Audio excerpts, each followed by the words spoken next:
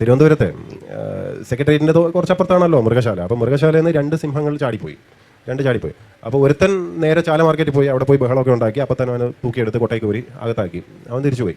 മറ്റവൻ കാണുന്നില്ല, മറ്റവൻ എവിടെയോ ഉണ്ട്, നഗരത്തിൽ എവിടെയോ ഉണ്ട്, ഫുൾ തപ്പിക്കൊണ്ടിരിക്കുക, ആളെ കിട്ടുന്നില്ല. അവൻ എവിടെയായിരുന്നു എന്ന് വെച്ചാൽ സെക്രട്ടേറിയറ്റിനകത്തായിരുന്നു. സെക്രട്ടേറിയറ്റിനകത്ത് ഫയലൊക്കെ കൂട്ടിയിട്ട് ഒരു മുറിക്കകത്ത് അവൻ നോക്കുമ്പോൾ നല്ല ഗുഹമാതിരിയുണ്ട്, അതിനകത്ത് സുഖമായിട്ട് ഇരിക്കുകയാണ്.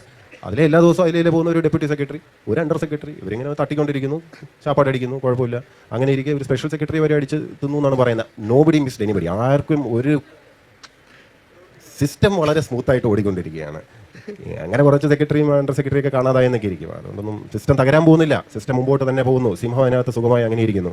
അങ്ങനെ ഇരിക്കെ ഒരു ദിവസം ഇവൻ പിടിയിലായി. അപ്പോൾ ഇവനെ പിടിച്ച് തിരിച്ച് മൃഗശാലയെ കൊണ്ടുവന്നു. അപ്പോൾ മൃഗശാലയിലുണ്ടായിരുന്ന മറ്റേ സിംഹം ചോദിച്ചു, നീ ഇത്രയും കാലം എവിടെ ആയിരുന്നു?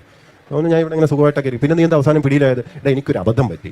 ഞാൻ അങ്ങനെ സുഖമായിട്ട് ഇങ്ങനെ ഓരോ അണ്ടർ സെക്രട്ടറിയെ നിന്ന് പോകുന്നതിൻ്റെ ഇടയിലാണ് ഒരു ദിവസം കോഫി ഹൗസിൽ ചായ കൊണ്ടുവരുന്ന ഒരു മറ്റേ തൊപ്പിയൊക്കെ വെച്ചൊരു കക്ഷി ഉണ്ടായിരുന്നു, അയാളെ ഞാൻ തിന്നു.